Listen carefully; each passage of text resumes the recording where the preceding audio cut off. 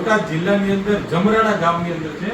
આપણી સાથે શિવશક્તિ એગ્રોની અંદર છે આનંદભાઈ, આપણી સાથે ડીલર છે અહીંના પ્રતિષ્ઠિત, અને આપણી સાથે આ વિસ્તારના પ્રતિષ્ઠિત ખેડૂત અશ્વિનભાઈ છે કે જેમણે ગયા વખતે અંકુર પુષ્કરનું વાવેતર કર્યું હતું. કેટલા પેકેટનું વાવેતર કર્યું હતું તમે અંકુર પુષ્કર ગયા વર્ષે?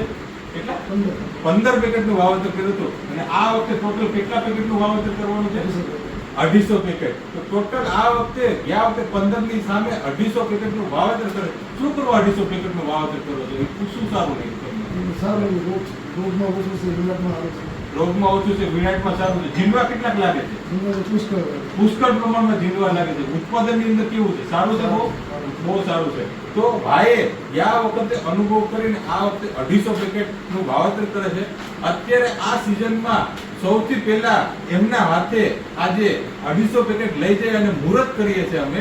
તો હું આનંદભાઈને કહીશ કે એમના હાથે સાલ ઉડાડી અને અમારા આ સિઝનના પહેલા ખેડૂત છે અશ્વિનભાઈ, તો એમનું સન્માન કરે આનંદભાઈ.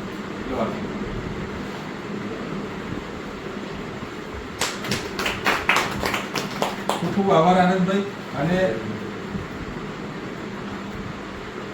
પહેલા ખેડૂત છે કે જેમને 250 પેકેટ શિવશક્તિ એગ્રો જમરાણાથી પોતે લઈ લીધા છે.